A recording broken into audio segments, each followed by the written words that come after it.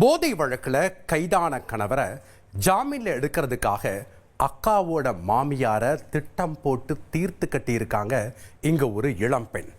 Crime web சீரிஸையே மிஞ்சக்கூடிய வகையில் அமைஞ்சிருக்கு இந்த சிஸ்டர்ஸ் போட்டிருக்கக்கூடிய கொலை திட்டம். நீலகிரி மாவட்டம் கூடலூர் அருகேயுள்ள நிலாக்கோட்டை பகுதி அன்று காவல்துறையினரின் முழு கட்டுப்பாட்டில் இருந்தது. இதே பகுதியில் குடும்பத்தோடு வாழ்ந்து வந்த 55 வயது மூதாட்டி மிக கொடூரமான முறையில் கொலை செய்யப்பட்டிருக்கிறார்.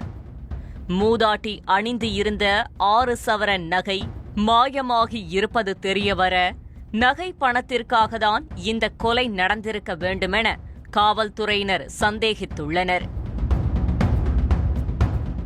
கிரைம் சீனில் இருந்த தடயங்களை வைத்து கொலையாளி மூதாட்டியை முதலில் குக்கரால் அடித்து அதன் பிறகு சிலிண்டரை கொண்டு தலையை நசுக்கிக் கொன்றிருக்க வேண்டுமென போலீஸ் அனுமானித்துள்ளனர். என்ன நடந்தது என்கிற முழு குற்ற பின்னணியையும் அறிய விசாரணையில் இறங்கினோம்.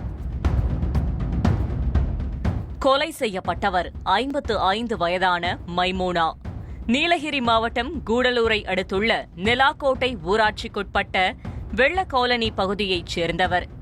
இவருடைய கணவர் முகமது தனியார் நிறுவனத்தில் செக்யூரிட்டியாக பணியாற்றி வருகிறார்.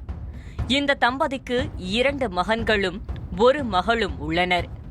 பிள்ளைகள் அனைவரும் அவரவர் குடும்பத்துடன் வசித்து வர வயதான தம்பதி மட்டும்தான் இந்த வீட்டில் வாழ்ந்து வந்துள்ளனர். சம்பவம் நடந்த வெள்ளிக்கிழமை முகமது பள்ளிவாசலுக்கு சென்று நோன்பு திறந்துவிட்டு வழக்கம் போல டியூட்டிக்கு சென்றுள்ளார்.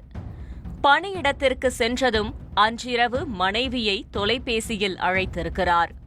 ஆனால் பலமுறை தொடர்பு கொண்டும் மைமூனாவிடம் பதில் வரவில்லை. இதையடுத்து சந்தேகத்தோடு பணி முடிந்து வீடு திரும்பிய முகமதுவிற்கு காத்திருந்தது அந்த பேரதிர்ச்சி. அவருடைய வீடு வெளிப்பக்கமாக பூட்டு போட்டு இருப்பதை பார்த்து குழம்பி போயிருக்கிறார்.